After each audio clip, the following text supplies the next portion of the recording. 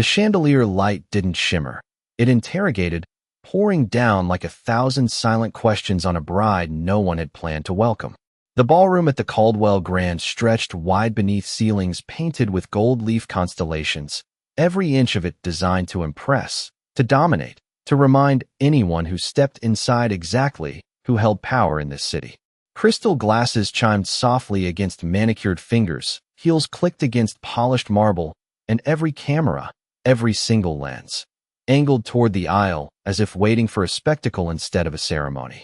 Amara Brooks stood at the far end of that aisle, her hand resting lightly against the curve of her bouquet, her spine straight, her breathing slow and measured like she had trained herself for this exact moment, not to be celebrated, but to be watched. Her dress was simple compared to the others in the room, clean lines, ivory fabric that caught the light without demanding attention, but the woman wearing it made the silence stretch tighter than the music drifting from the quartet in the corner.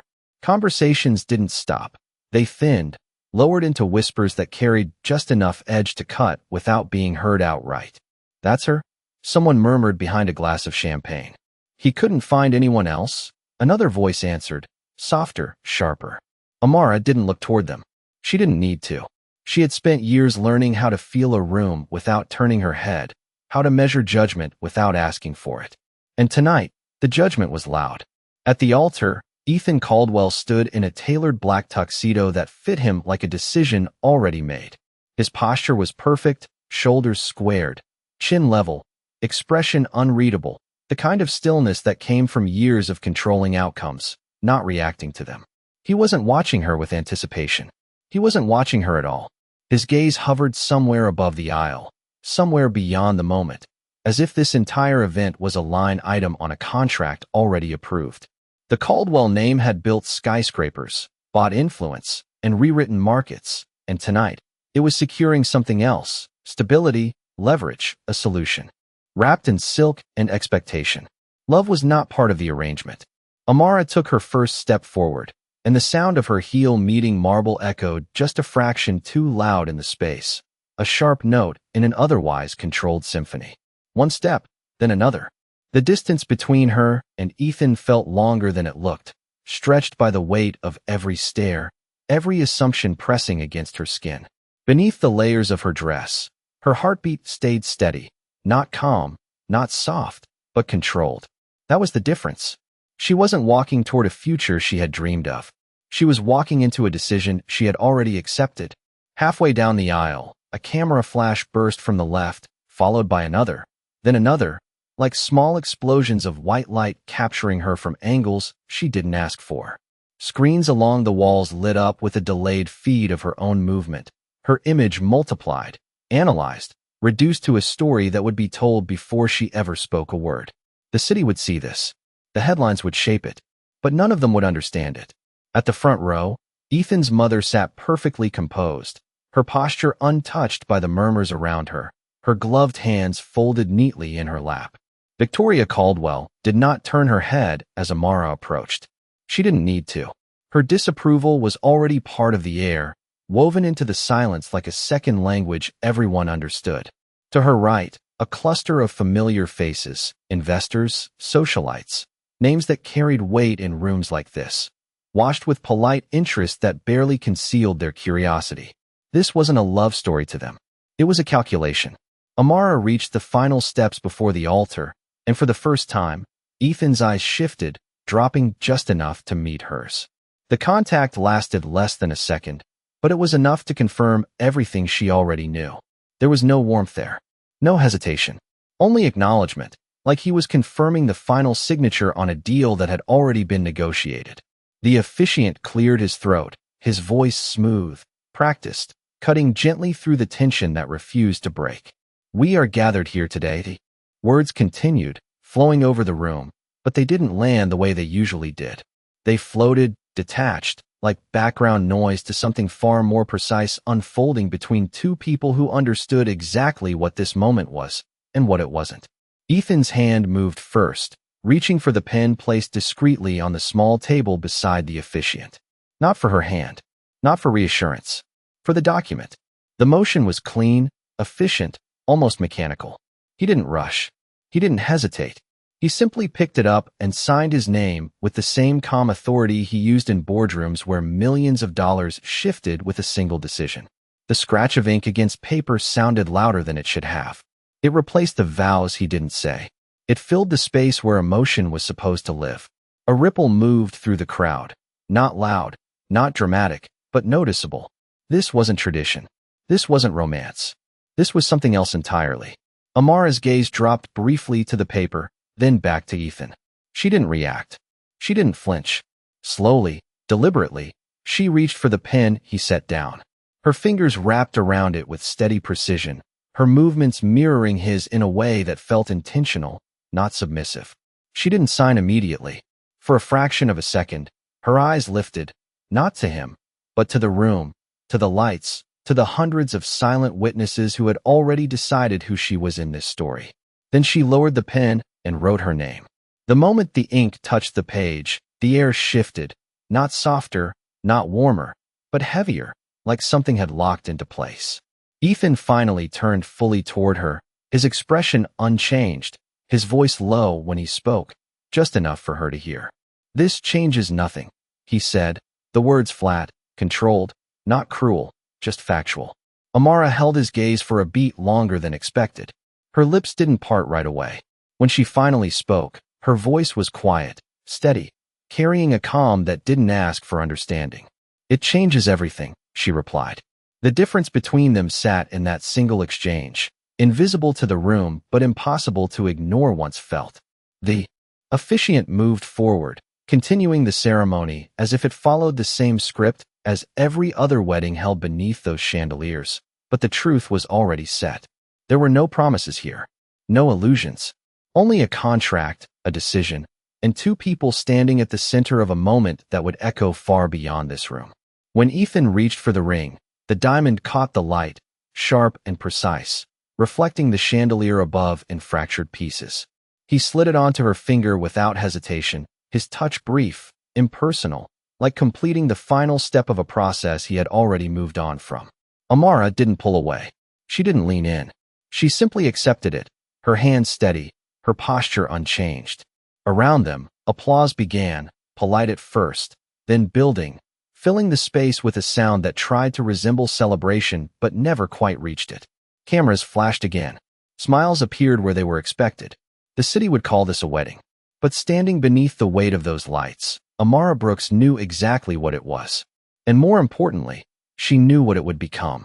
The applause lingered longer than it should have, stretching across the ballroom like a performance everyone felt obligated to complete, hands meeting in polite rhythm while eyes stayed sharp, observant, calculating. And as the final echoes softened against the marble walls, the music rose again, not joyful, not warm, but structured, controlled, guiding the room forward as if nothing unusual had just taken place, as if a signature could replace a vow without consequence, as if a marriage built on paper would behave like one built on promise. And Ethan Caldwell turned away first, not abruptly, not carelessly, but with the quiet certainty of a man already moving on to the next obligation, his hand adjusting the cuff of his sleeve as though the moment behind him had been nothing more than a scheduled task completed on time, while Amara remained still for a fraction of a second longer, her fingers resting lightly against the weight of the ring now settled on her hand, the diamond, catching fragments of light that felt colder than before, sharper, more defined, as if even.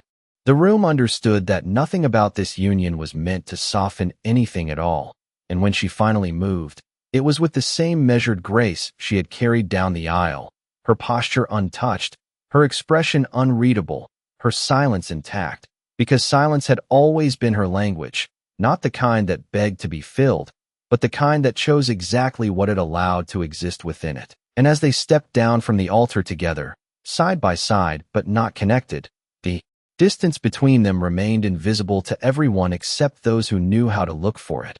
A space defined not by inches but by intention, and the guests shifted, parted, leaned slightly inward as they passed, smiles offered where expected, congratulations delivered in tones that balanced politeness with curiosity. And somewhere near the center of the room, a woman in a silver dress tilted her head just enough to let her voice slip past the edge of discretion. You would think a Caldwell wedding would feel different, she said softly. Not to Amara, not to Ethan, but to the idea of them, and the man beside her exhaled a quiet laugh.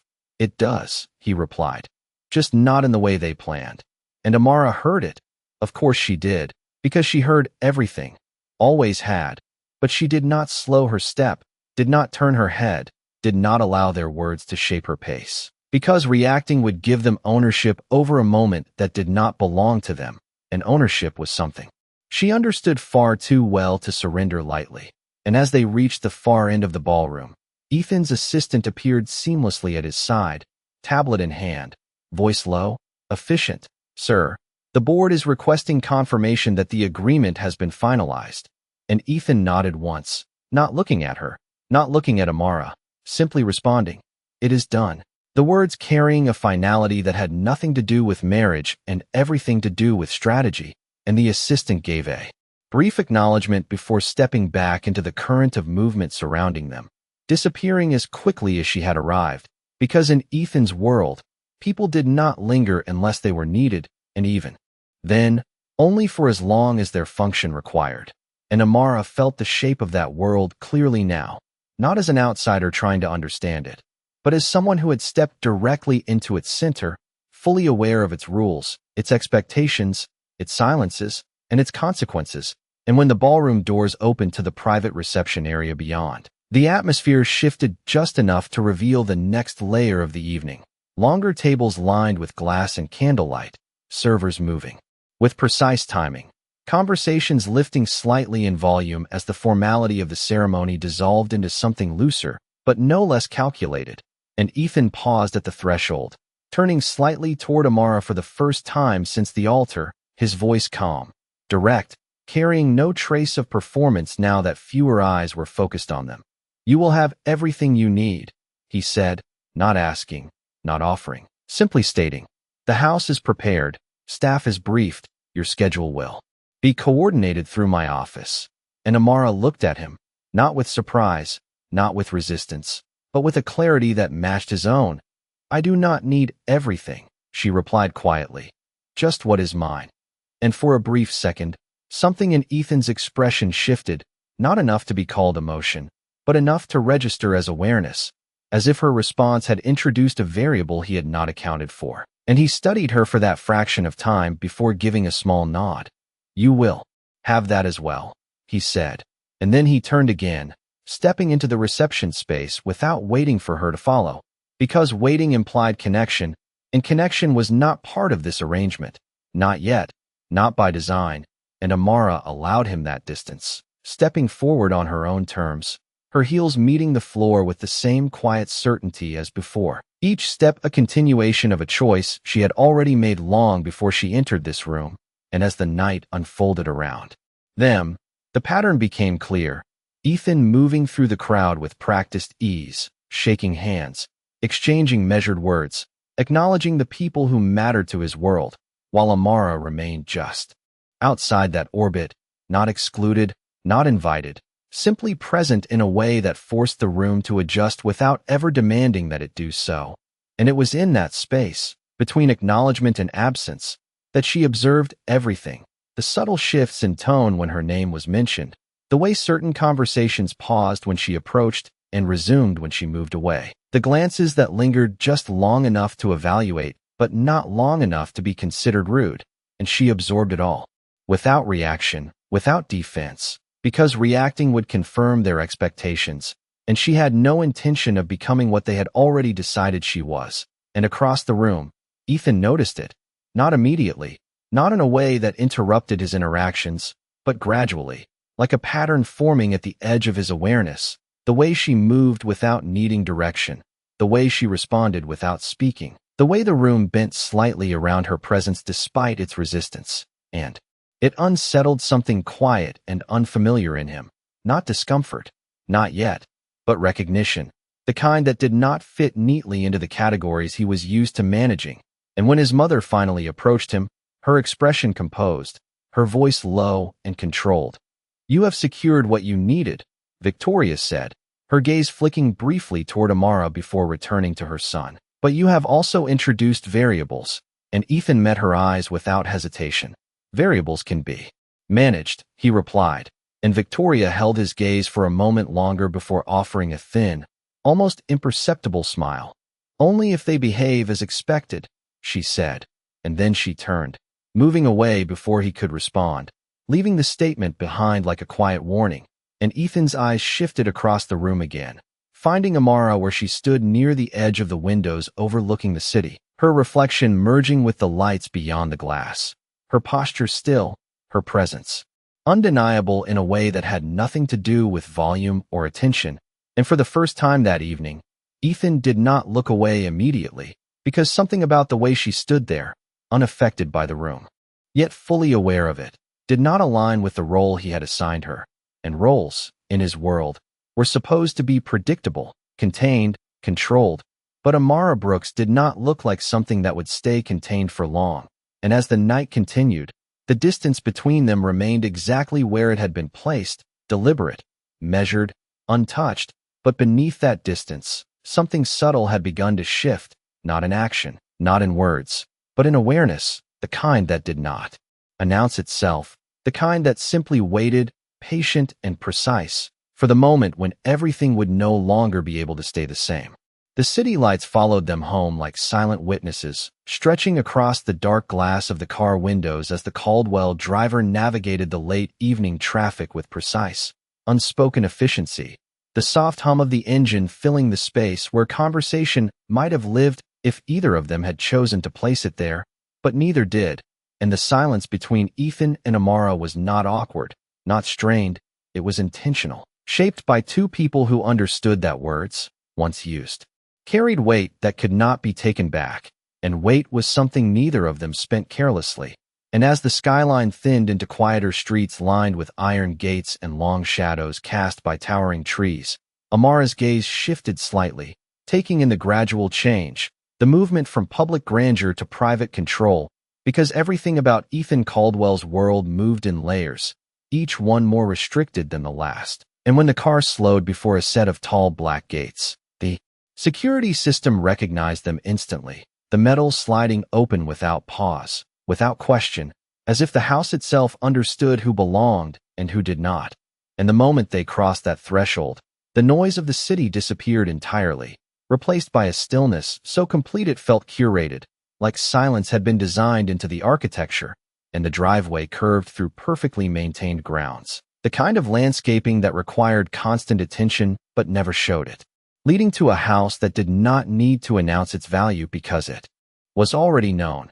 Its size measured not just in square footage but in presence, in the way it occupied space without apology, and the car came to a smooth stop beneath the covered entrance, the driver stepping out first, opening Ethan's door, then Amara's, each movement practiced, expected, and Ethan stepped out without hesitation, his attention already shifting forward, already anticipating the next detail to manage, while Amara followed with the same controlled grace she had carried through the entire evening, her heels meeting the stone with a soft, steady sound that echoed briefly before being absorbed by the quiet.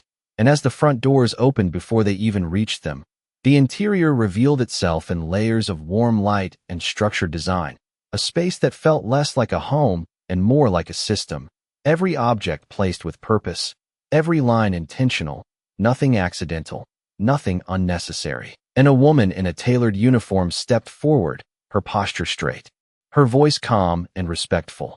"Welcome home, Mr. Caldwell," she said before her gaze shifted to Amara, just a fraction of a second longer than protocol would usually allow.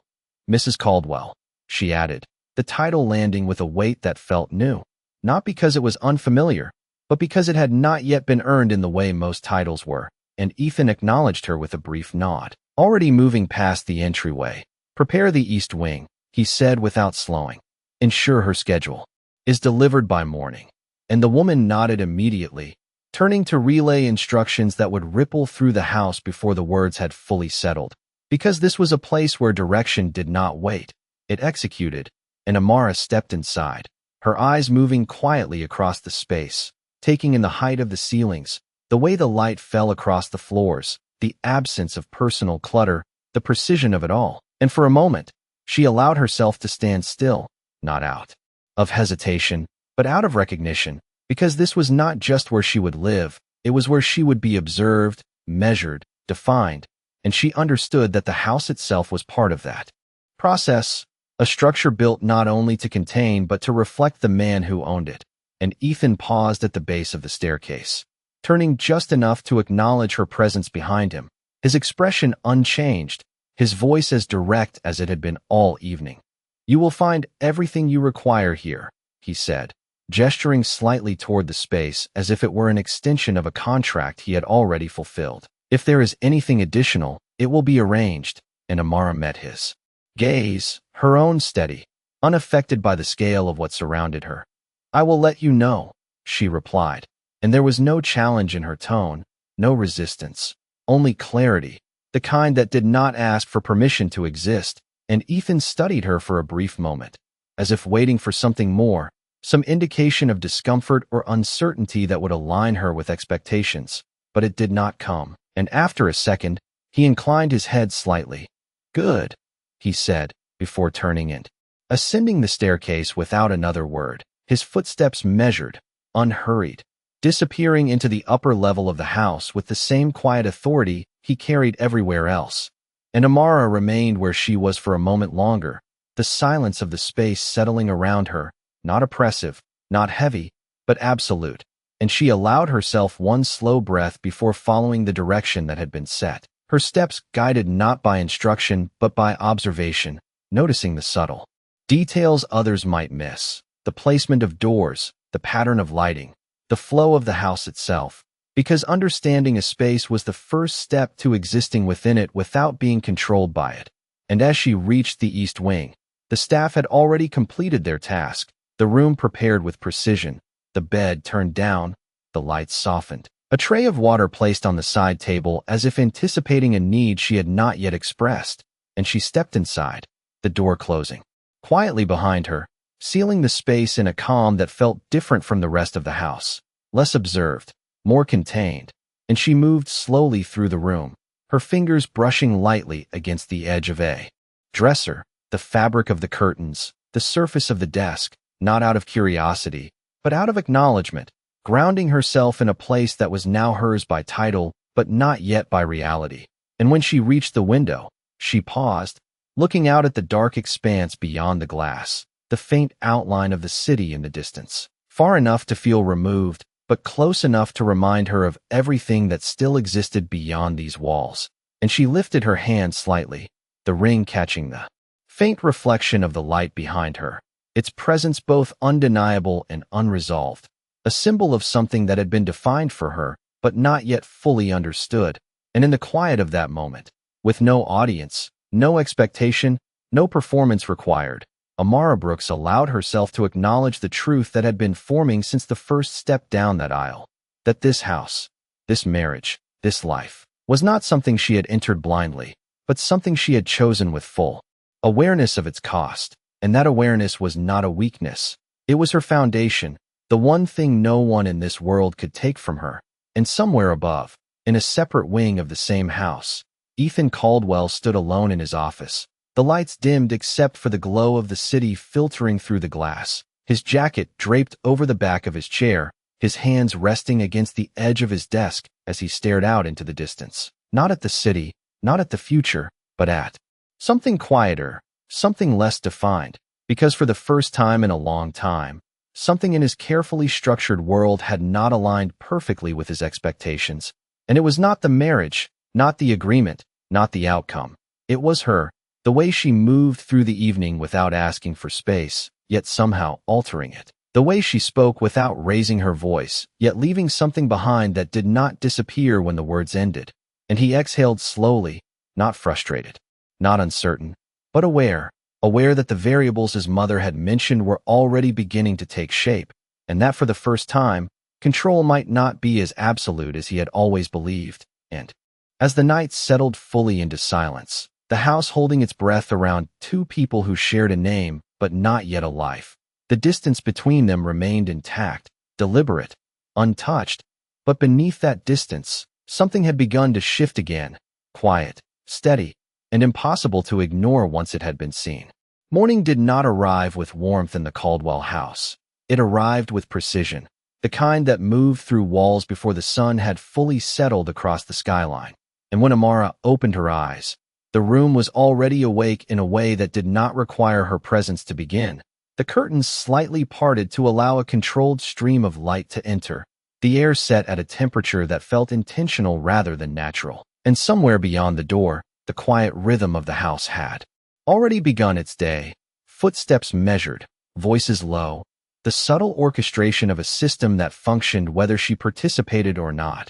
And she remained still for a moment, not adjusting immediately, not rushing into motion, simply listening. Because understanding the rhythm of a place often revealed more than any direct explanation ever could. And after a slow breath, she rose, her movements unhurried, deliberate, her bare feet meeting the floor with a softness that matched the silence around her. And as she moved toward the window, the city stretched out in the distance, muted by the height and distance of where she now stood, the world below continuing its own pace while she observed it from a place designed to separate rather than connect. And her reflection in the glass caught her attention briefly, not because she was searching for confirmation, but because she recognized the difference already forming, not in who she was, but in how the world would now attempt to define her. And she turned away from it without hesitation, stepping into the day on her own terms, because identity, she had learned long before this house, was not something given. It was something maintained, and when she entered the adjoining dressing area, everything had already been arranged, clothing selected, accessories placed with careful attention, a schedule resting neatly on the counter, printed in clean lines that outlined her day before she had even chosen how to begin it. And she picked it up, her eyes moving calmly across the page, noting the structure, the expectations, the subtle control embedded within each time block. Breakfast at 8, meeting at 10, luncheon at 1, each moment defined, each space accounted for. And she set the paper back down exactly where it had been, not rejecting it, not accepting it fully, simply acknowledging it, because structure could be followed without surrendering ownership, and that distinction mattered more than anything else. And when she stepped into the main hallway, the house responded immediately, a member of the staff appearing with a polite nod. "Good morning, Mrs. Caldwell," the woman said, her tone respectful, practiced, and Amara returned the greeting with the same calm clarity. "Good morning." And the exchange was brief, balanced, without excess, because respect, when given properly, did not require elaboration. And as she moved toward the dining area, the space opened into a wide room framed by tall windows, the morning light settling across the long table set for two.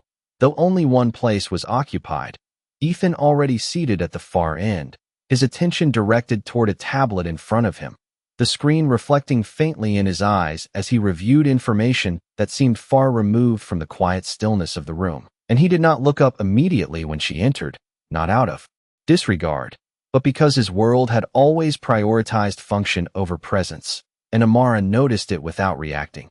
Taking her seat with the same composure she had carried since the night before, her posture straight, her movements controlled, and only then did Ethan glance up, his gaze meeting hers briefly before shifting back to the screen. "Your schedule has been prepared," he said, his voice even, not questioning whether she had seen it, simply assuming that she had, and she nodded once.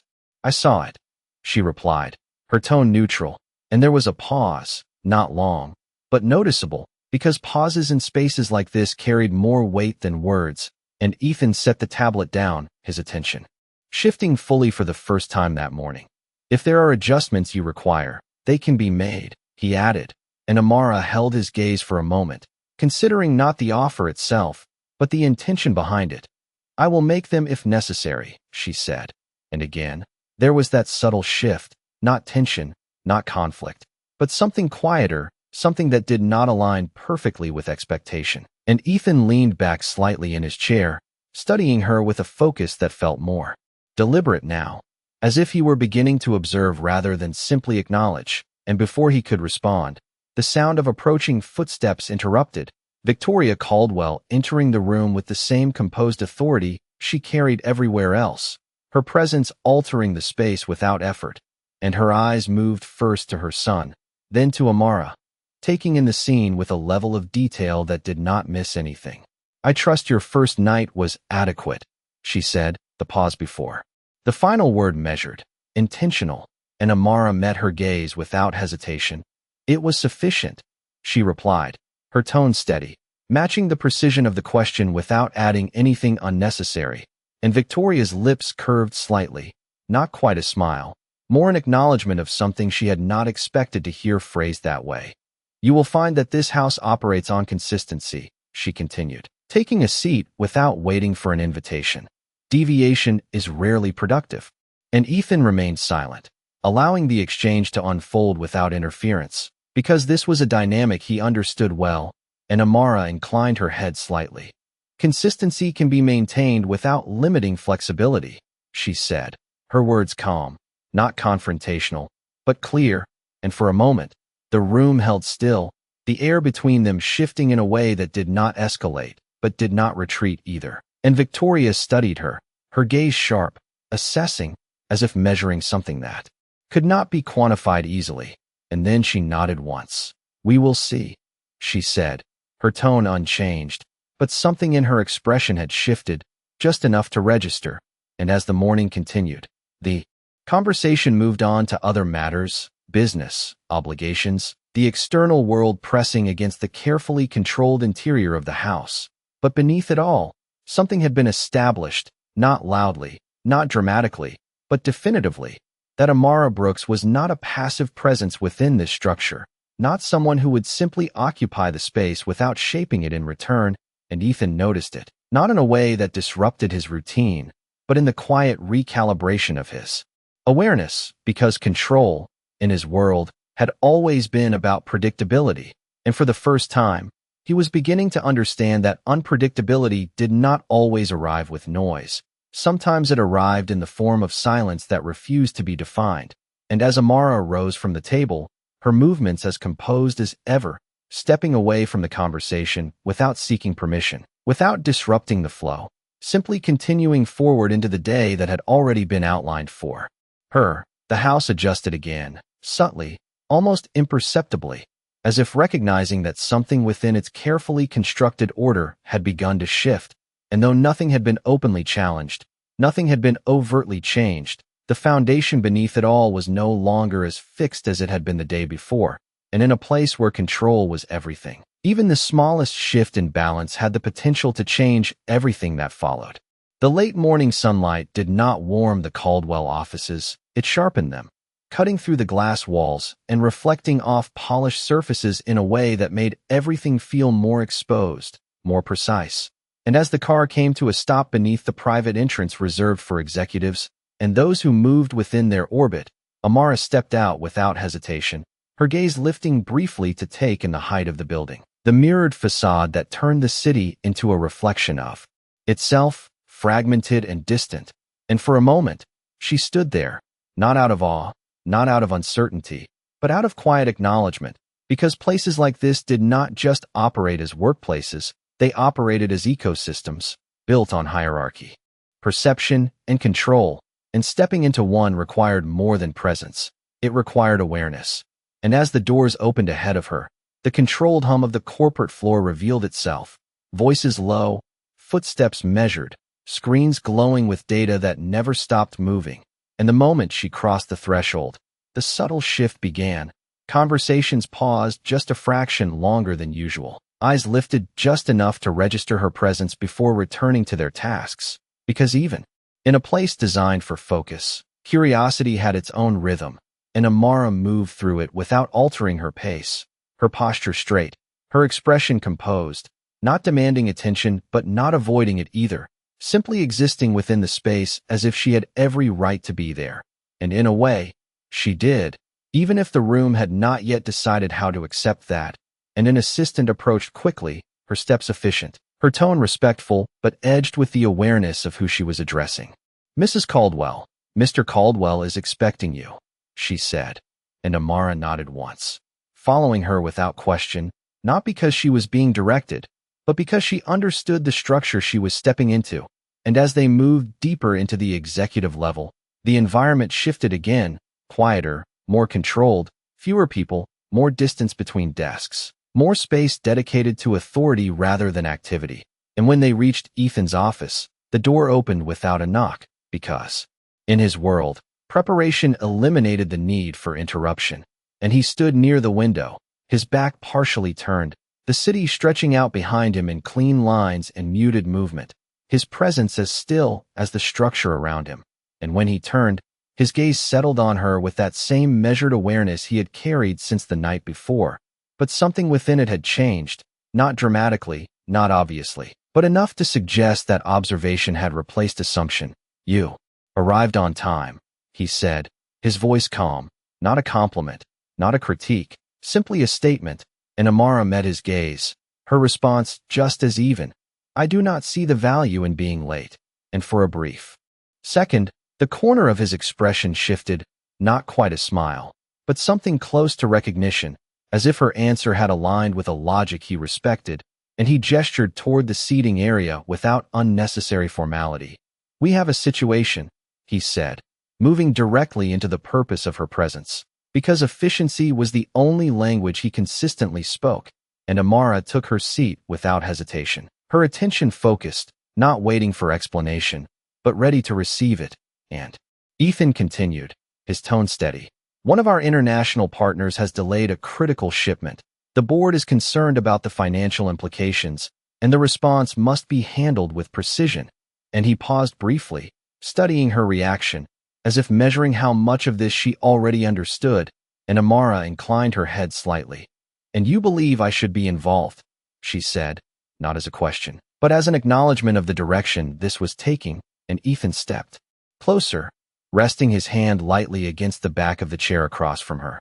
"I believe you understand dynamics that are not always visible on paper," he replied, and there it was, the first clear indication that he had been watching more closely than he had admitted, that her silence had not gone unnoticed, that her presence had begun to register in ways that extended beyond the role he had assigned her. And Amara held his gaze for a moment, her expression unchanged, but something in her posture shifted, not outwardly, not dramatically, but internally, the kind of shift that came from stepping into a space where expectation had just been rewritten, and she spoke with the same calm clarity she had carried through every moment since the wedding. "Then I will need to see more than the summary," she said, her voice steady. "I will need context, relationships, history." And Ethan watched her for a second longer before nodding, a single, decisive movement. "You will have it," he said. And he turned toward his desk, retrieving a file that had already been prepared, because in his world, anticipation was not optional, it was required. And as he handed it to her, their fingers did not touch. The space between them maintained with the same deliberate control as always, but the dynamic within that space had changed, not defined by distance anymore, but by recognition. And Amara opened the file, her eyes moving quickly, efficiently across the information, absorbing details without pause. And the room fell into a different kind of silence, not empty, not neutral, but active, the kind that existed when two people were focused on the same problem without needing to fill the space with unnecessary words. And minutes passed without interruption, the city beyond the glass continuing its own pace while inside, something more precise was taking shape. And when Amara finally looked up, her expression remained composed, but her voice carried a quiet certainty. "The delay is not the issue," she said, closing the file with controlled finality. "It is the relationship behind it." And Ethan's eyes narrowed slightly, not in disagreement, but in concentration. "Explain," he said, and Amara leaned back slightly, her gaze steady. "They are not testing the contract," she continued. "They are testing your response. And if you respond with pressure, you confirm their leverage. But if you respond with control, you redefine the dynamic." And the words settled into the room with a weight that did not need emphasis, because they were not speculation, they were observation. And Ethan held her gaze, his mind already moving through the implications, recalculating, adjusting, recognizing the angle she had introduced. And after a moment, he nodded once, slower this time, more deliberate. "And your recommendation," he said, and Amara's answer came without hesitation. "Do not react publicly," she said. "Adjust privately. Shift the terms in a way that forces them to follow your structure, not theirs." and the silence that followed was not empty. It was acknowledgement, the kind that did not need to be spoken to be understood, and Ethan straightened slightly, his posture reflecting a decision already forming.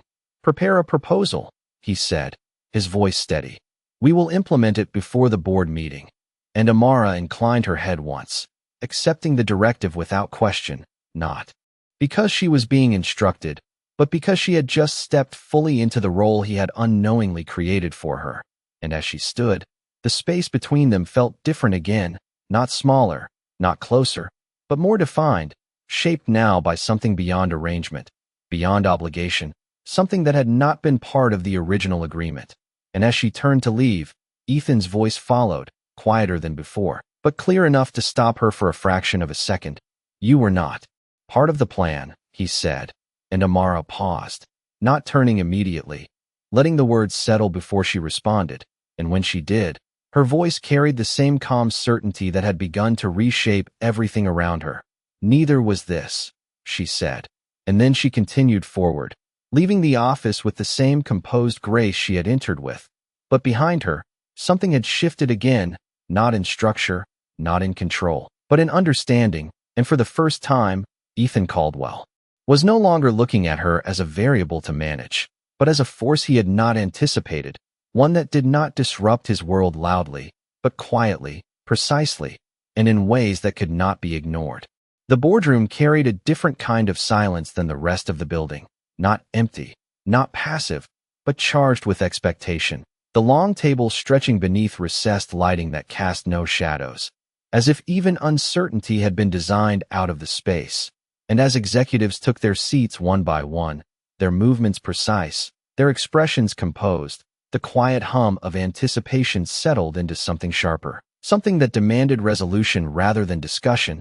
And at the far end, Ethan stood with his usual stillness, his presence anchoring the room without needing to dominate it, while Amara remained just outside the immediate circle, not hidden, not fully included, positioned in a way that reflected both her role and the ambiguity that still surrounded it. And yet her posture remained unchanged, her gaze steady, her presence as grounded as anyone at the table. Because placement did not define authority, understanding did, and she understood far more than anyone in that room had yet realized. And when the meeting began, the tension revealed itself quickly, voices measured but edged with concern, numbers presented with careful precision, projections shifting across the screens in clean lines that failed to conceal the underlying instability. And one of the senior executives leaned forward slightly, his tone controlled but insistent. "We cannot afford delays at this scale," he said, his eyes flicking briefly toward Ethan before returning to the data. "Our partners need to understand the consequences." And a murmur of agreement followed, not loud, not chaotic, but unified in its direction. And Ethan listened without interruption, his expression unreadable, his hands resting lightly against the table, absorbing each perspective without reacting, because reaction, in his world, was reserved for moments of decision, not moments of input. And when the room settled into expectation, all attention shifting toward him, he did not speak immediately. And that pause carried weight, because it forced the room to hold its assumptions for just a moment longer, and then his gaze shifted, not to the screens, not to the executives, but to Amara, a movement subtle enough to go unnoticed by most, but deliberate enough to change everything for those who recognized it. And for a fraction of a second, the room adjusted, not visibly, not dramatically, but perceptibly, because attention, once redirected, altered the balance of power even before a word was spoken. And Amara met his gaze without hesitation, her expression calm, her presence steady, and when she stepped forward, it was not as an interruption, not as a challenge, but as a continuation of something that had already begun to take shape. And the room quieted again, this time with a different kind of focus, curiosity sharpened by uncertainty, because she was not part of their expected structure. And yet here she was, standing within it as if she had always belonged. And when she spoke, her voice carried no urgency, no need to prove, only clarity. "You are addressing the delay as if it is a failure," she said, her eyes moving briefly across the table, acknowledging each person without lingering on any single one. "But it is not a failure. It is a signal. And the words settled into the space with a precision that shifted the direction of the conversation before anyone had the chance to resist it. And one of the executives leaned back slightly, his brow tightening. A signal of what? He asked, his tone measured but edged with skepticism, and Amara did not look at him directly when she responded, her focus remaining on the larger structure of the room. A signal that the balance has changed, she said. And if you respond with pressure, you confirm that change. But if you respond with control, you redefine it. And the silence that followed was not immediate acceptance, but it was not dismissal either. It was consideration, the kind that forced each person in the room to reassess their position without admitting that they were doing so. And Ethan watched her closely, not with surprise, not anymore, but with a level of attention that had become more deliberate. With each passing moment, and when he finally spoke, his voice cut cleanly through the space. "We will not escalate publicly," he said, his tone firm, leaving no room for misinterpretation. "We will adjust the terms privately and shift the structure of the agreement." And the room responded with a subtle shift, tension recalibrating, resistance softening into reluctant acknowledgement. Because his authority did not require consensus, only execution, and yet the origin of that decision did not go unnoticed, not entirely. And as the meeting progressed, the details fell into place with a new kind of precision, strategies adjusted, responsibilities reassigned, the problem reframed in a way that aligned with the direction Amara had introduced. And though her name was not repeated, her influence moved through the room like an undercurrent, shaping outcomes without needing to be acknowledged directly. And when the meeting concluded, the executives rose with the same controlled efficiency they had entered with. But something had shifted in their perception, not fully formed, not openly stated, but present nonetheless. And as the room cleared, Ethan remained where he was, his gaze following Amara. As she stepped back from the table, her movements composed, unaffected by the subtle change in the atmosphere. And when the last of the others had left, the silence returned, but it was no longer the same. It carried a different weight now, one that acknowledged what had just taken place. And Ethan spoke without turning away from the window, his voice lower than before, more reflective. "They will question it," he said, not specifying who, because he did not need to, and Amara understood. "Immediately, they already are," she replied, her tone calm, not defensive, simply stating what was already true. And he turned then, facing her fully, his expression thoughtful in a way that had not been present before. "You changed the direction of the room," he said. And it was not an accusation, not even a statement of surprise. It was recognition, and Amara met his gaze steadily. "The direction was already shifting," she said. "I only made it visible." And for a moment, neither of them spoke, the space between them holding the weight of that understanding. And then Ethan nodded once, slowly, as if confirming something to himself rather than to her. "You will attend the next board session," he said, his voice returning to its usual level of control, but carrying something new beneath it, something that acknowledged her place within this structure not as an exception, but as a necessity. And Amara inclined her head slightly, accepting the decision without hesitation, not as a concession, but as a continuation of the role she had already stepped into. And as she turned to leave, the glass walls of the office reflecting her movement in quiet symmetry, Ethan remained where he was, his gaze lingering just a fraction longer than before, because for the first time, he was not looking at her as something to be managed, or even as something to be understood, but as something that had already begun to change the framework of his world, not through force, not through demand, but through a presence that did not ask for permission to matter, and in a place where control had always defined value. That kind of presence carried a power he could not ignore. The invitation arrived without warmth, printed on thick ivory stock with embossed lettering that carried more authority than any spoken request, and it sat on the edge of Ethan's desk like a quiet challenge, not because of what it said, but because of who had sent it. And as the late afternoon light stretched across the office, Amara stood near the window, her reflection faint against the glass as she read the single line that mattered most: the Whitmore Foundation Gala. Attendance requested, not required, but in rooms like this, nothing was ever truly optional. And Ethan watched her from across the space, his posture relaxed but his attention precise, because he understood the weight of that name, the history behind it, the unspoken hierarchy it represented, and when she lowered the card, her expression did not change, not outwardly, not visibly. But something in the stillness of her gaze suggested that she recognized exactly what kind of room she was being asked to step into next. You are not obligated to attend, Ethan said, his voice even, offering her an exit without making it sound like one, and Amara turned slightly, meeting his gaze with that same calm clarity that had begun to unsettle him in ways he did not yet fully understand.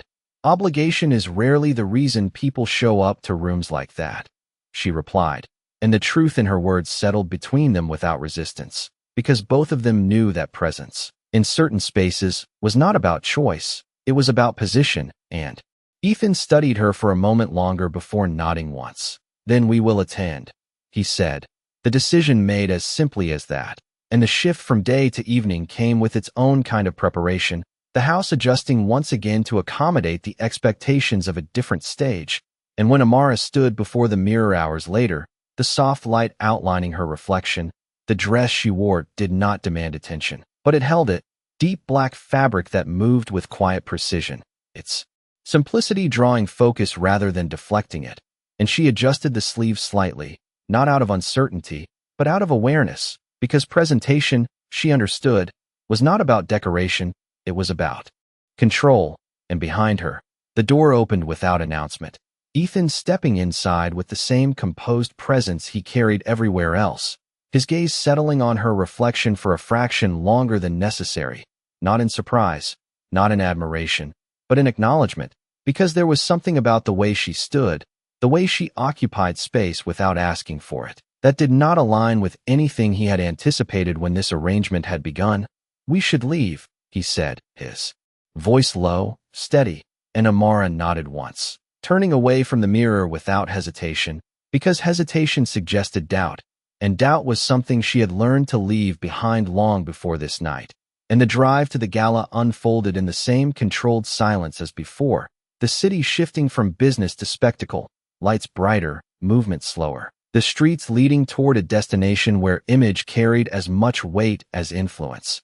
And when the car pulled to a stop beneath the sweeping entrance of the Whitmore estate, the scene was already alive with expectation, cameras positioned strategically, voices layered in low conversation, the kind of environment where every movement was observed, recorded, interpreted, and as the door opened, Ethan stepped out first, his presence immediately recognized, acknowledged with subtle shifts in posture and attention, in the quiet recalibration of the space around him, and Amara followed a moment later, her entrance less expected, but no less impactful, because attention did not always require familiarity.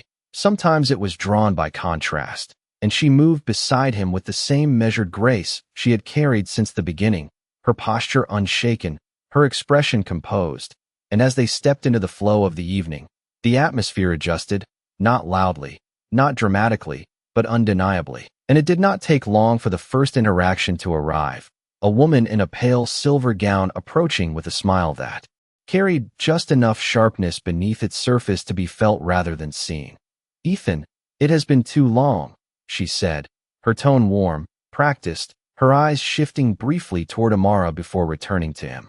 And this must be, she paused, just long enough to make the omission noticeable, and Amara did not fill it, did not offer her name, did not step forward to correct the imbalance, because sometimes silence revealed more than introduction ever could, and Ethan's gaze moved to the woman with a subtle shift in focus.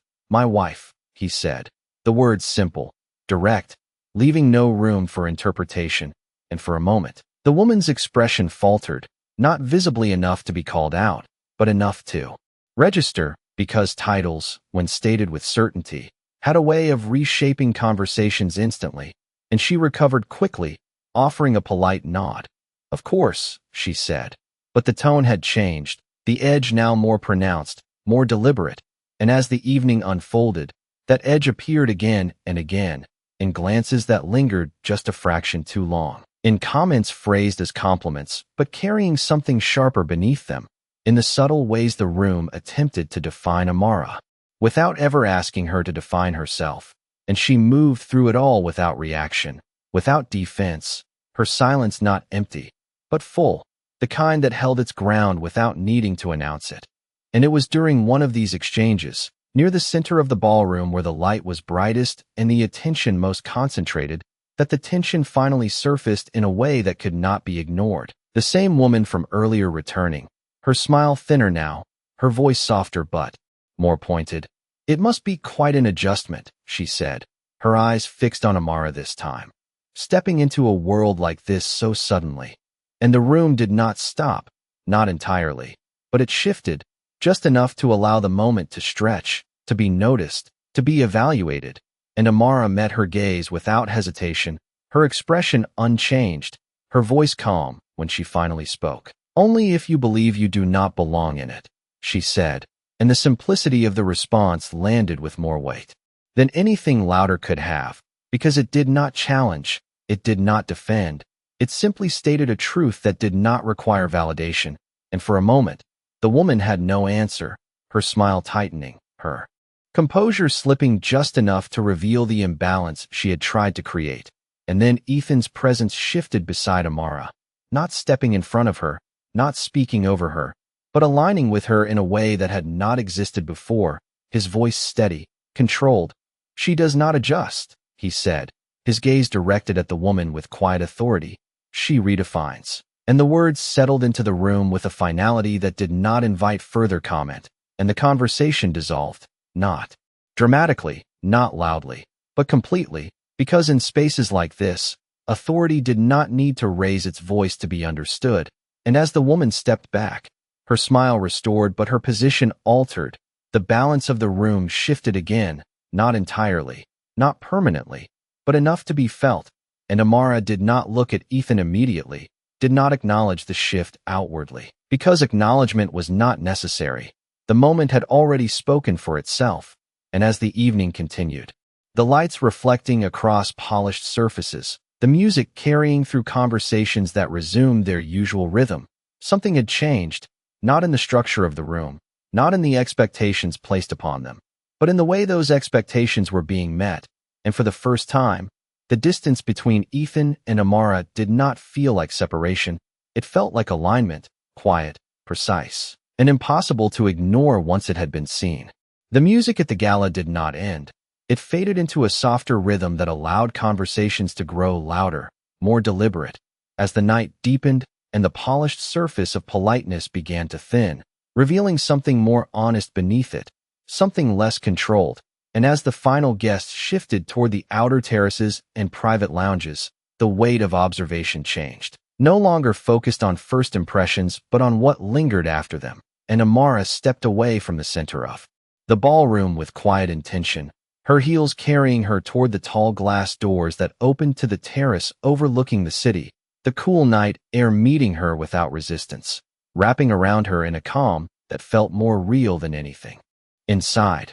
And for a moment, she stood alone, her hands resting lightly at her sides, her gaze directed outward, not searching, not escaping, simply allowing the stillness to settle where the noise had been, because spaces like that ballroom demanded constant awareness, constant control, and even the strongest presence required a moment to breathe. When the lights dimmed and the crowd shifted, and behind her, the soft echo of footsteps approached, measured, familiar, and she did not turn immediately, because she already knew who it was, the rhythm of his movement distinct even in a place where everything else tried to sound the same.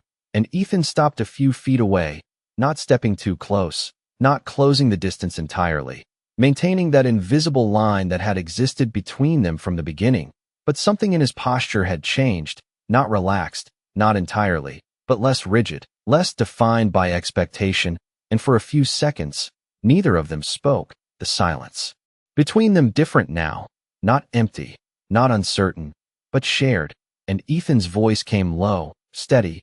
"You handled that well," he said, referring to the earlier exchange without needing to name it. And Amara's gaze remained on the skyline, the city lights reflecting faintly in her eyes. "There was nothing to handle," she replied, her tone calm, because to her, there had been no confrontation, no disruption, only a moment that had revealed exactly what it was meant to reveal. And Ethan studied her profile, The way she stood without tension, without the need to assert herself, and something in that stillness unsettled him in a way that did not feel like discomfort, but like recognition. Most people would have responded differently, he said, and Amara allowed a slight pause before answering. Most people are trying to be accepted, she said, and the words carried a quiet weight that shifted something deeper than the conversation itself, and Ethan's gaze sharpened slightly, not in challenge, but in focus. And you are not, he stated, more than asked. And this time, Amara turned, meeting his eyes directly, her expression unchanged. I am not trying to belong to something that has not decided what it stands for, she said, and for a moment, the air between them shifted, not colder, not warmer, but clearer, because her words did not just reflect the room they had left behind. They reflected the world he had built, the structure he had always operated within without questioning its foundation, and Ethan did not respond immediately. His silence no longer just a habit, but a process, something he used now to absorb rather than deflect, and when he finally spoke, his voice was quieter than before, more deliberate. You speak as if you are outside of it, he said, and Amara held his gaze, her answer steady. I am, she said, and the simplicity of that truth landed with a finality that could not be adjusted or reinterpreted, and Ethan exhaled slowly, his eyes shifting briefly toward the city before returning to her. You are part of it now, he said, not as a command, not as an expectation, but as a statement of fact, and Amara's expression softened just slightly, not in agreement, but in understanding. Being placed inside something does not mean you are defined by it, she replied, and the words settled into the quiet space around them, not challenging his position, but reframing it.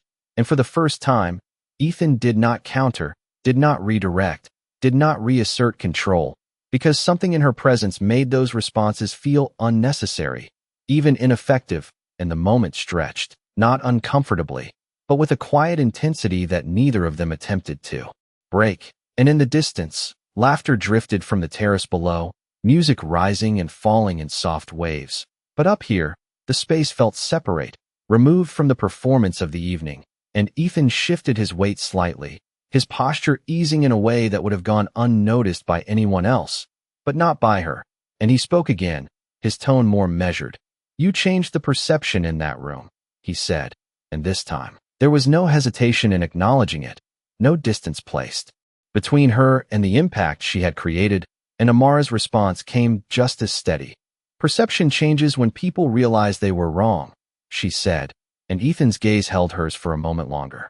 Something in his expression shifting again, not fully visible, not fully understood, but present, and he nodded once, slowly, as if confirming something he had not yet fully articulated, and the silence returned, but it no longer felt like distance. It felt like space being redefined, reshaped by something neither of them had planned, and after a moment, Amara turned back toward the view, her attention returning to the city, because the conversation, like everything else, did not need to be extended to be meaningful, and Ethan remained where he was, his gaze lingering on her for a fraction longer than necessary before following her line of sight. And for the first time, the city did not look exactly the same to him, not because it had changed, but because something in the way he was seeing it had shifted, subtle, precise, and impossible to ignore once it had begun. And as the night moved forward and the gala continued behind them, the distance between them remained, but it was no longer defined by separation. It was defined by something quieter, something that had not yet been named, but was already shaping the space between them in ways that neither control nor expectation could fully contain. The ride back from the gala carried a different kind of silence, not the controlled distance that had defined their earlier moments, but something quieter, heavier, shaped by what had been said, and, more importantly, what had been understood. And as the city lights blurred past the tinted windows, Ethan remained still beside her, his posture unchanged, but his attention no longer directed outward, because for the first time in a long time, the structure of his thoughts did not align as cleanly as it once had, and Amara sat with the same composed stillness, her gaze resting forward, not seeking reflection in the glass, not measuring the night behind them, simply allowing the moment to exist without needing to define it, because definition, she knew, came too quickly in worlds like his, and once something was defined, it was expected to stay that way, and neither of them spoke during the drive. Not because there was nothing to say, but because what needed to settle could not be rushed into words. And when the car finally turned through the gates of the Caldwell estate, the quiet returned in its familiar form, controlled, structured, predictable, and yet something about it felt different now, not in the space itself, but in the way it was being occupied. And as they stepped inside, the house responded as it always did, lights adjusting, staff moving with practiced efficiency, the environment reshaping itself around their presence without question. And Ethan paused just inside the entryway, his hand resting briefly against the edge of the console table, a subtle gesture that suggested something had interrupted the usual flow of his movement. And Amara noticed it, not directly, not with a question, but with awareness, because she had begun to understand the language of his stillness. And after a moment, he spoke, his voice lower than before, less defined by control. "You were not wrong," he said, and the words were simple, but they carried more weight than any statement he had made since the beginning of their arrangement. And Amara turned slightly, her gaze meeting his without hesitation. "About what?" she asked, not because she needed clarification, but because she understood the importance of letting him define his own recognition. And Ethan held her gaze for a moment longer before answering.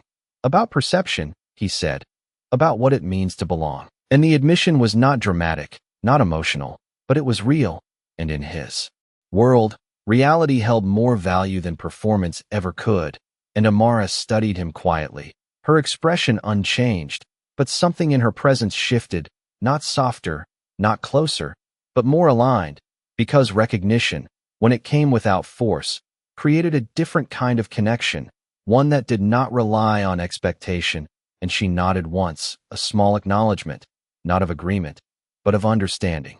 "Most people do not question it," she said, her voice calm, "because it benefits them not to."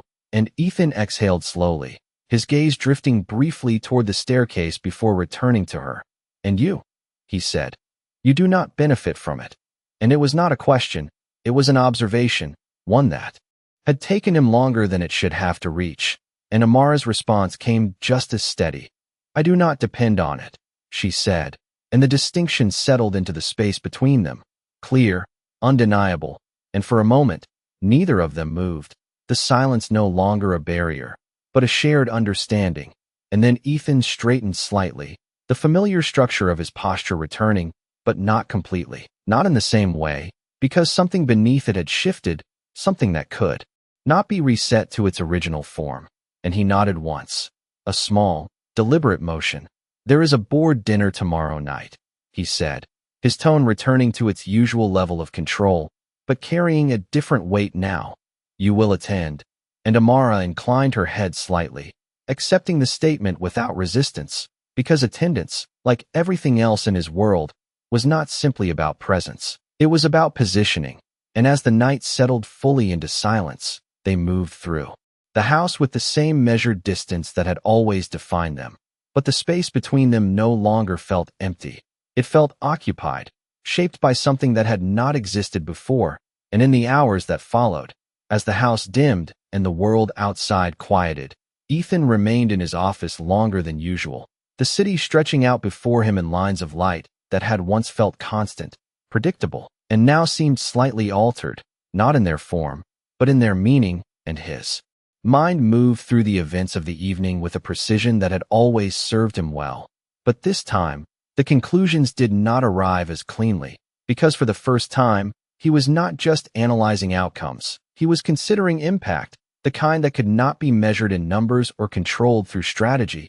And across the house, in the east wing that had already begun to feel less foreign, Amara stood near the window once more, the night stretching out before her in quiet layers, her reflection faint against the glass, and she allowed herself a moment to breathe, not out of exhaustion, not out of relief, but out of acknowledgement, because something had changed, not in the world she had entered, but in the way it was beginning to respond to her presence. And she understood that change, not as a victory, not as a shift in power, but as a step in a process that had only just begun.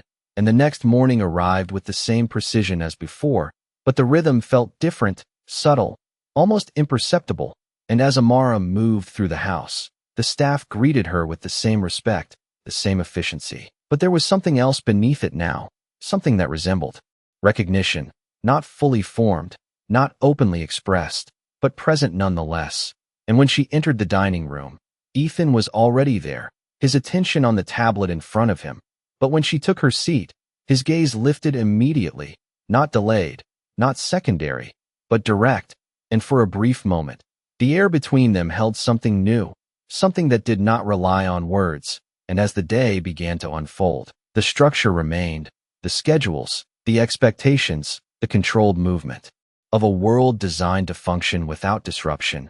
But beneath it, something had shifted, quiet, steady, and impossible to reverse once it had begun, because change, when it came without force, without demand, without noise, had a way of embedding itself deeper than anything that tried to declare itself openly. And both of them knew, even without saying it, that whatever this was becoming, it was no longer just an arrangement, no longer just a contract. It was something else entirely, something neither of them had planned, and neither of them could ignore. The board dinner did not announce itself with noise. It revealed itself through restraint, a long private room set apart from the main dining floor of an exclusive midtown restaurant, where the lighting was dim enough to soften edges, but precise enough to highlight every expression that mattered. And as Ethan entered with Amara beside him, the subtle shift in attention was immediate. Chairs adjusted slightly. Conversations paused just long enough to acknowledge presence without appearing to do so, and the people gathered around that table were not there for spectacle.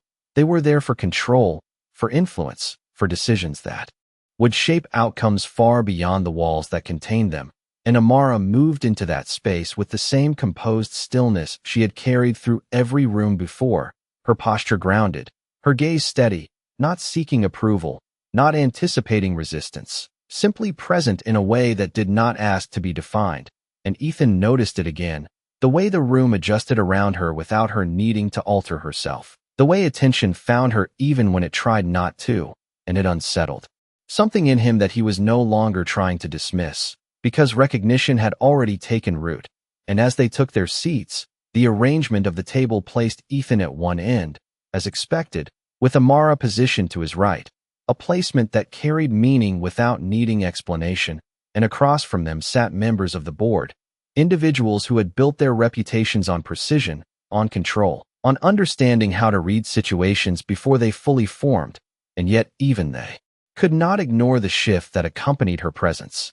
And the dinner began with the same structured formality that defined everything in Ethan's world: measured conversation, carefully placed remarks, discussions layered beneath polite exchanges. And as the courses arrived and were cleared with quiet efficiency, the focus gradually shifted from surface to substance, from courtesy to evaluation. And it was not long before the topic of the recent situation surfaced: the delayed shipment, the adjusted strategy, the decision that had already begun to ripple through the company's internal structure. And one of the board members leaned forward slightly, his tone calm but direct. "The adjustment was effective," he said, his gaze fixed on Ethan. But the approach was unconventional, and the pause that followed carried more weight than the words themselves, because in rooms like this, deviation from expectation was not easily overlooked. And Ethan did not respond immediately, his posture unchanged, his gaze steady, allowing the room to settle into the question before answering. Because timing, he understood, shaped perception as much as content did. And when he spoke, his voice was measured, controlled. The outcome was stability, he said. The method achieved that without escalation. And there was a subtle shift around the table, acknowledgement mixed with lingering uncertainty, because while results mattered, the path to them defined future expectations. And another voice entered, quieter, more precise. "And the origin of that method?" the woman asked, her eyes moving briefly toward Amara before returning to Ethan. "Was it yours?" And the question did not need to be framed as a challenge to be understood as one. And the room held its breath, not visibly, not dramatically, but perceptibly, because this was the moment where authority either reinforced itself or revealed its limits. And Ethan's gaze shifted, not away from the table, but toward Amara, just for a second, a movement subtle but deliberate, and when he answered, his voice carried a clarity that did not leave room for interpretation. "It was introduced through her perspective," he said, and the words landed with a quiet force that altered the room instantly, not because they were loud, but because they were direct, and for a moment, no one spoke, the silence stretching just long enough to register the significance of what had been acknowledged. And Amara remained still, her expression unchanged, her presence unaffected by the shift in attention, because recognition, when it came from others, did not define her. It only revealed what had already existed, and the woman who had asked the question studied her now, her gaze sharper, more focused. "Then I would be interested in hearing that perspective directly," she said, her tone controlled, not dismissive, not welcoming, but measured, and all eyes moved to Amara, not with curiosity alone, but with expectation, because in this room, being acknowledged meant being evaluated, and Amara met that moment without hesitation, her voice calm when she spoke. "The structure of the response was not designed to solve the delay," she said, her gaze moving briefly across the table before settling back into stillness. "It was designed to redefine the relationship that caused it." And the words settled into the room with a clarity that shifted the focus. Immediately, because they did not explain the decision, they reframed it, and the board member who had spoken earlier leaned back slightly, his expression thoughtful. "And you believe that relationship will hold?" he asked, and Amara's response came without pause. "It will hold as long as it remains balanced," she said. "Control does not require force if it is understood." And the silence that followed was different now, not uncertain, not resistant, but contemplative, because her words had introduced something that could not be easily dismissed, not because of how they were delivered, but because of how they aligned with the outcome they had already seen. And Ethan watched the room carefully, his attention shifting not just to the responses, but to the subtle recalibration taking place, the way authority was being redistributed, not formally, not explicitly, but undeniably, and for the first time. He did not intervene, did not redirect, did not manage the moment, because it did not require management. It required observation. And as the conversation continued, the tone shifted, questions becoming more precise, less guarded, engagement replacing skepticism in a way that felt gradual but definitive, and Amara responded with the same steady clarity, never raising her voice, never extending beyond what was necessary, her presence shaping the discussion without overpowering it. And when the dinner finally began to draw to a close, the atmosphere had changed, not dramatically, not visibly to an outsider, but to those within it. The shift was unmistakable, and as chairs moved back and conversations softened into quieter exchanges, the woman who had first questioned Ethan stood, her gaze meeting Amara's once more. "Your perspective is valuable," she said, the pause before the final word intentional, but no longer edged with skepticism, and Amara inclined her head slightly, acknowledging the statement without absorbing its weight, because validation, she understood, was not something to be collected. It was something that either aligned with truth or it did not.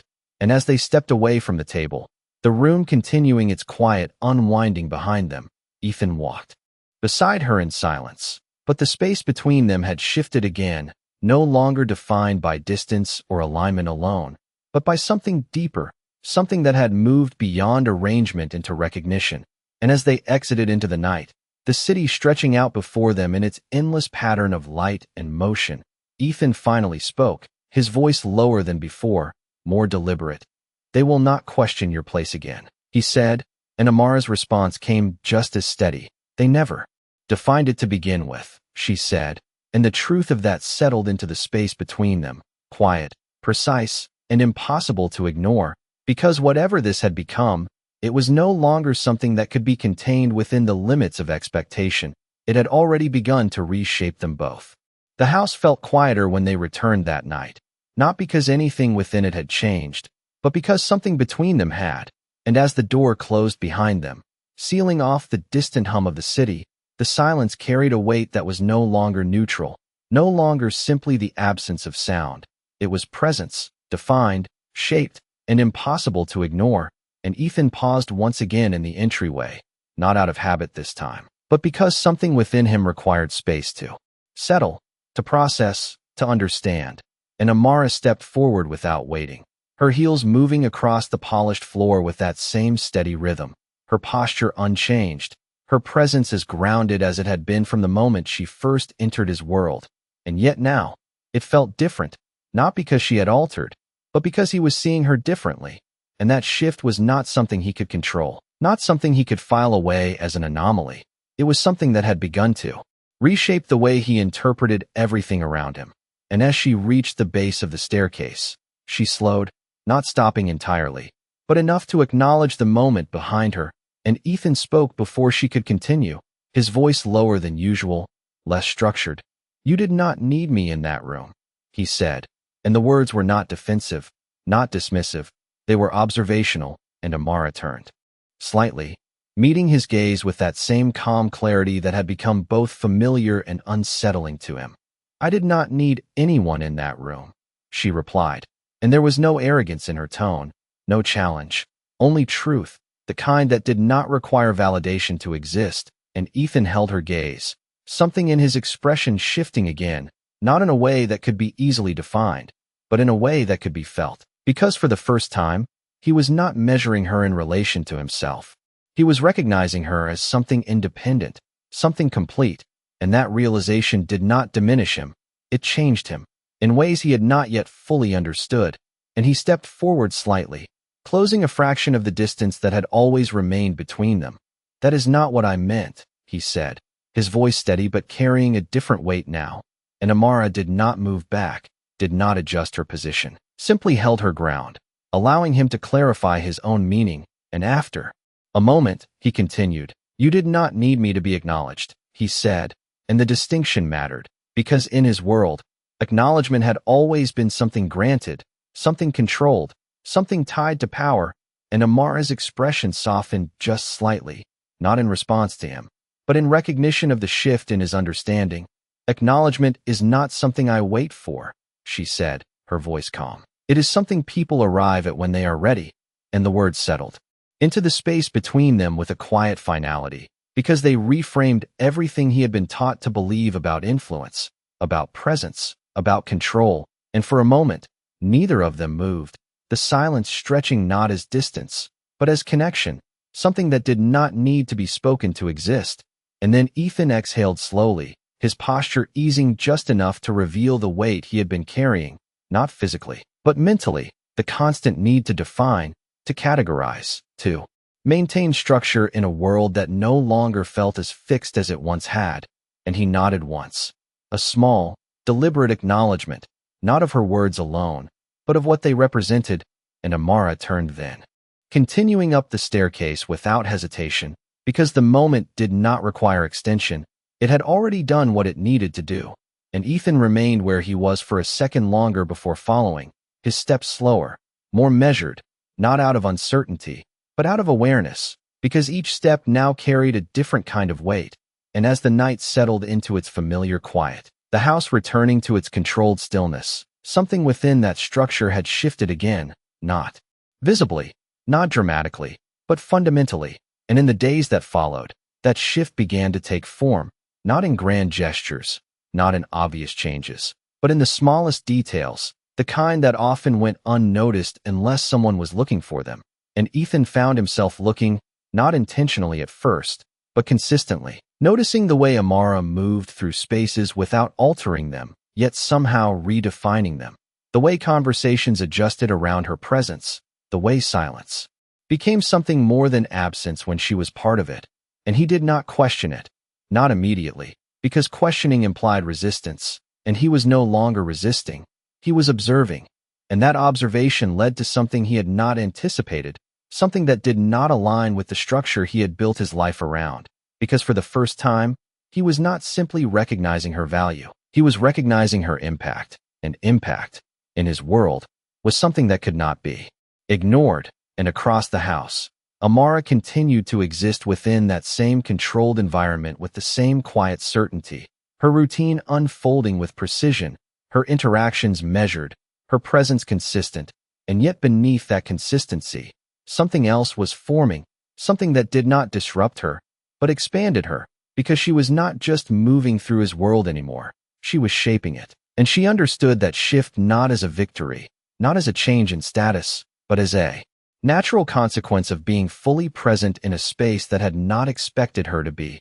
And as the week progressed, the boundaries that had once defined their arrangement began to blur, not in a way that erased them, but in a way that made them less rigid, less absolute. And it was in one of those quiet moments, late in the evening when the house had settled into its usual stillness, that the shift became undeniable.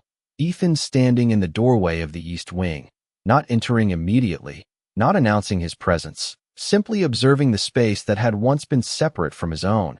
And Amara looked up from where she stood by the window, her gaze meeting his without surprise, because she had already sensed him there. And for a moment, neither of them spoke, the silence carrying a different weight now, not distance, not hesitation, but something closer to understanding. And Ethan stepped inside slowly, his posture composed but no longer distant. "This was never meant to be more than an arrangement," he said, his voice quiet, measured, and Amara held his gaze, her expression steady. "It still is," she replied, and there was no contradiction in her words, no rejection, only truth, because the arrangement had not changed, but what existed within it had, and Ethan nodded slightly, acknowledging that distinction, because for the first time, he understood that control did not mean limiting what something could become. It meant recognizing it when it changed, and as the silence settled around them once more, the space between them no longer felt like something to maintain.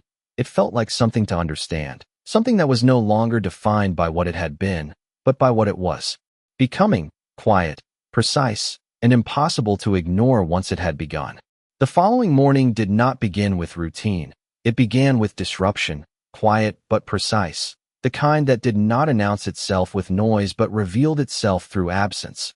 And when Ethan entered the dining room, the table was set as it always was, the light falling in the same controlled pattern, the staff moving with the same practiced rhythm. But one thing was different. Amara was not there, and for a moment he stood still, his gaze resting on the empty seat across from him, not with concern, not immediately, but with recognition, because absence, in a system built on consistency, was never accidental. And he took his seat slowly, his attention shifting toward the tablet in front of him.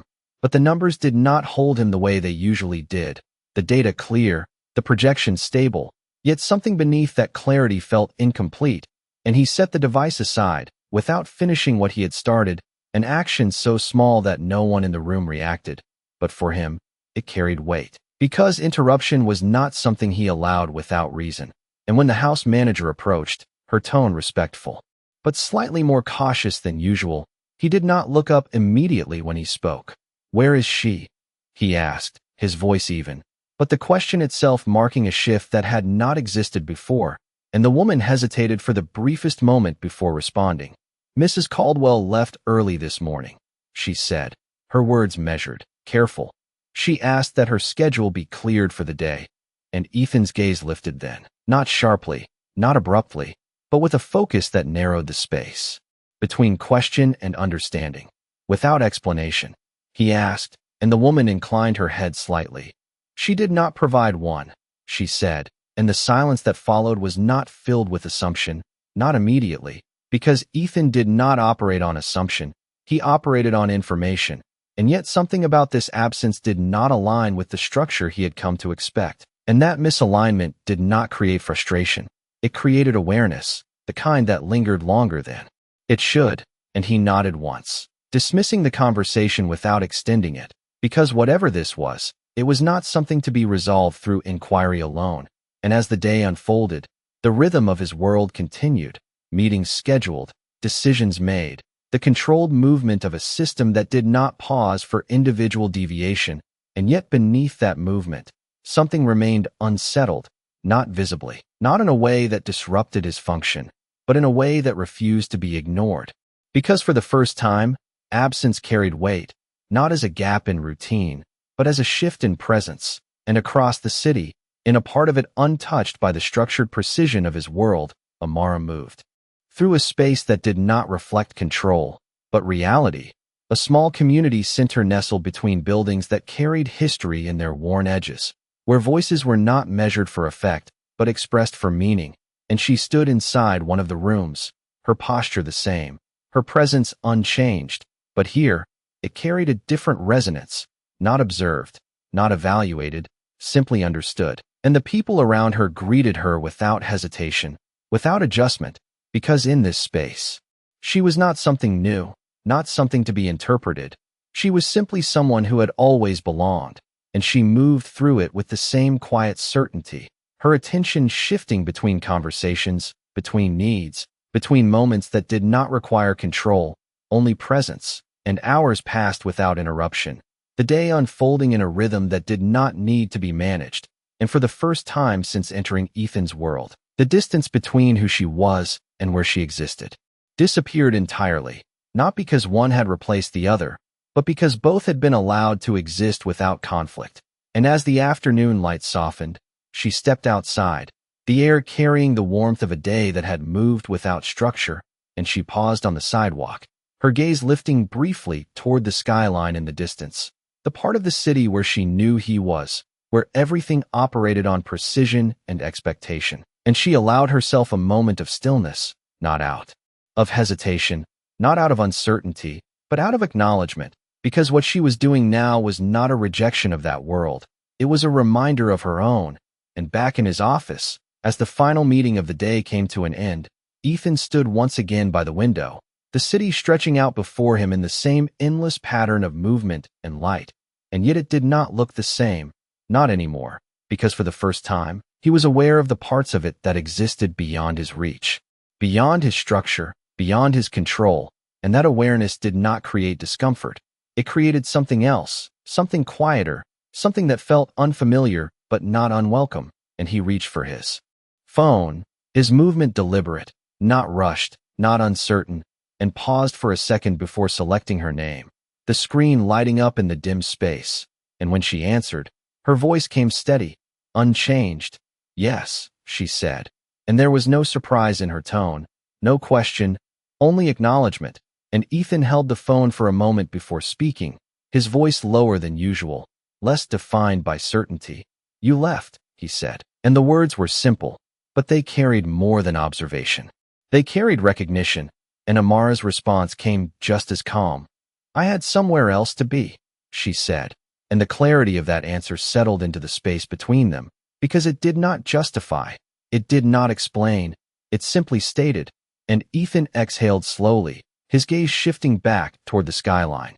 "You did not inform me," he said, not as an accusation, but as a reflection of the structure he had always operated within, and Amara allowed a brief pause before answering.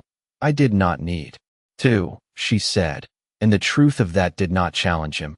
It revealed something deeper, something he had not considered before, and for a moment, neither of them spoke, the silence stretching across the distance between them, not empty, not uncertain, but full of something that neither of them needed to define.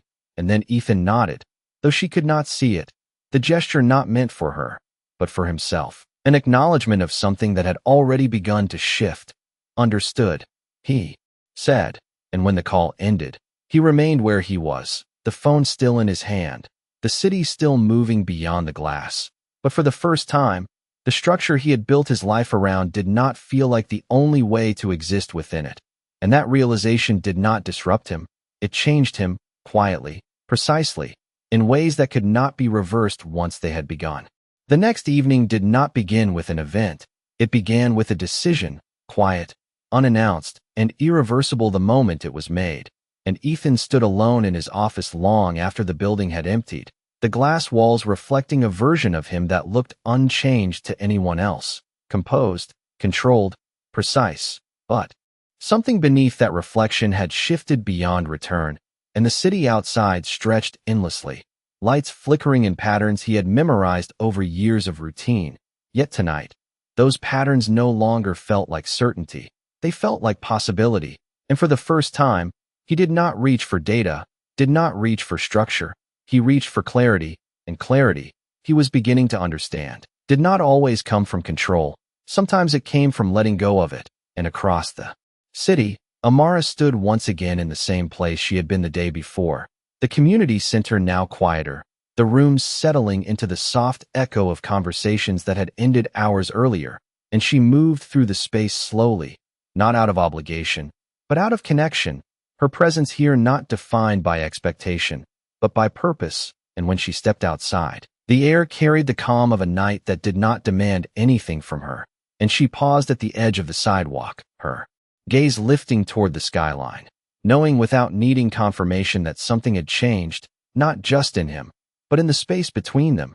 And back at the house, Ethan arrived without the usual transition, no pause at the door, no measured step into routine, only movement driven by something that had replaced calculation. And when he entered, the silence greeted him the same way it always had, controlled, contained, but this time, he did not move through it as if it belonged to him. He moved through it as if it no longer defined him. And when he reached the east wing, he did not stop at the doorway, did not observe from a distance. He stepped inside, and the room was empty. The window opened slightly, the faint trace of air shifting the curtain just enough to suggest presence without confirming it. And for a moment, he stood there, not with frustration, not with confusion, but with understanding, because absence, he had learned, was not something to be filled, it was something to be respected.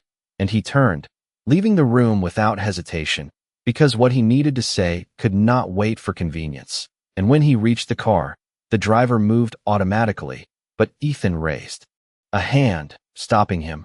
"I will go myself," he said, his voice steady, and the words carried a quiet finality that left no room for adjustment. And the drive through the city unfolded without structure, without the usual precision of planned movement, the streets guiding him rather than the other way around. And when he arrived at the community center, the building stood simple, unguarded, untouched by the layers of control he had built his life around. And he stepped out, the night air meeting him without resistance. And for a moment, he paused, not out of hesitation, but out of recognition, because this place existed outside of everything he understood, and yet it was where she had chosen to be, and that choice carried more meaning than any explanation ever could. And inside, the lights were dim but not off, and Amara stood near the far end of the room, her back partially turned, her posture the same, grounded, composed, and she did not turn immediately when he entered, because she had already sensed him, the shift in the air, the presence that did not belong to this space yet did not disrupt it either. And when she finally faced him, her expression remained calm, unchanged, but her eyes held a clarity that had always been there. And Ethan stepped forward, closing the distance without stopping halfway this time, without maintaining the line that had always separated them. And when he spoke, his voice carried something new, something unstructured, something real. "I was wrong," he said, and the words did not echo, did not demand acknowledgement. They simply existed, and Amara held his gaze, her expression steady, not surprised, not questioning, because truth, when it arrived honestly, did not require reaction, only recognition. And he continued, his voice quieter now, but stronger in its certainty. "This was never just an arrangement," he said. "I treated it like one because that was all I understood." And the admission settled into the space between them, not as weakness, but as clarity. And Amara took a step closer, not closing the distance entirely, but enough to shift it, enough to acknowledge the moment for what it was. And when she spoke, her voice remained calm, but carried a depth that had been building from the beginning. "You understood what you needed to," she said, "until you did not." And Ethan nodded once, the motion small but deliberate. "And now I do," he replied. And for a moment, the silence returned, but it no longer felt like distance. It felt like alignment, something that had been forming slowly, precisely, and had now reached a point where it could no longer be ignored. And he stepped closer again, the space between them no longer defined by hesitation, and his voice, when he spoke, carried none of the control that had once shaped every word. "I do not want this to be defined by a contract," he said. "I want it to be defined by choice." And the words settled with a weight that could not be measured, because they did not come from obligation. They came from change, real, irreversible change. And Amara studied him for a moment, her gaze steady, searching not for perfection, not for certainty, but for truth. And when she spoke, her voice remained quiet, but carried the strength of everything she had always been. "Then it has to be a choice you make every day," she said. Not just tonight. And Ethan held her gaze. His response immediate, unwavering. It will be, he said, and the certainty in his voice did not come from control. It came from understanding, and for the first time, the distance between them disappeared entirely, not erased, but transformed into something that did not need to be measured or maintained, something that existed because both of them chose it, not because it had been arranged. And as they stood there, the city stretching beyond the windows, the night unfolding in quiet layers around them, the story that had begun as a transaction had become something else entirely, something neither of them had planned, but both of them had shaped, through silence, through presence, through the kind of strength that did not need to be announced to be real. And in that moment, without spectacle, without declaration, everything had changed, not because love had appeared suddenly, but because it had been built, quietly, precisely. In every moment they had chosen not to walk away.